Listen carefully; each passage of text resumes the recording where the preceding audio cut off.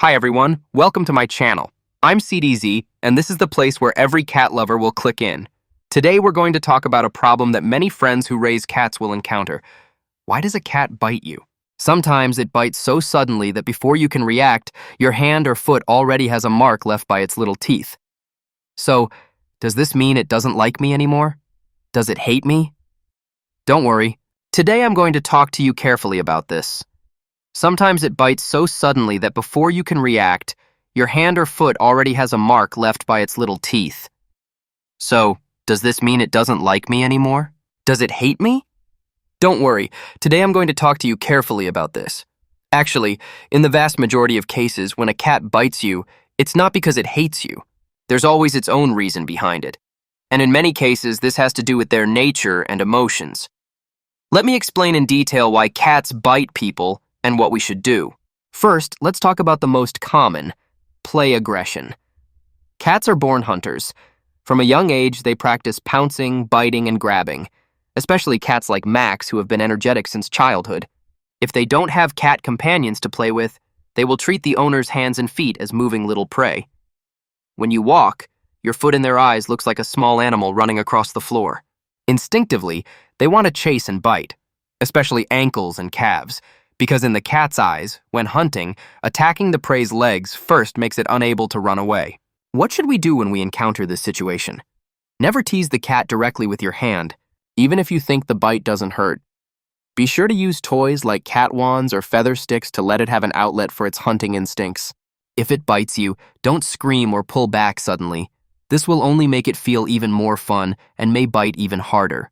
Set a fixed time every day to play with it. Let it get tired, release energy, and naturally it won't always think about biting you. The second situation is territorial aggression. Everyone knows that cats are animals that value territory very much. They are used to having a sense of security in their own territory. If suddenly they feel their territory has been invaded, like a strange cat approaching outside the window or a stranger coming into the house, their stress level will rise. At this time, their emotions are very tense, and if you reach out, it might directly bite you. This is actually to protect its territory. How to avoid this? Make sure the cat's living environment has enough space and resources, like multiple litter boxes, multiple water bowls, and multiple beds. If a cat outside often disturbs your cat, consider closing the curtains or putting up privacy film to reduce visual stimulation. The third situation is fear-based aggression. Cats are actually relatively timid animals by nature. Especially when they encounter a situation where they feel they can't escape, they may choose to fight back. For example, being suddenly picked up, approached by a stranger, or held down by the vet during a checkup. At this time, it's not that it hates you, it's acting out of self-protection instinct, biting first just in case. What should we do in this situation? Try not to suddenly pick up the cat, especially if it's already hiding from you. Give the cat a place where it can hide at any time, like a cat bed or cardboard box to make it feel secure. When the cat is frightened, don't force hugs or comfort it. Give it time and space to calm down on its own. The fourth situation is quite interesting. Redirected aggression. Sometimes the cat sees another cat outside the window or is stimulated by something, and that fire inside has nowhere to go. Then you just happen to walk by and it bites you. This is not targeting you. It's just that it was too emotional and needed an outlet. What to do?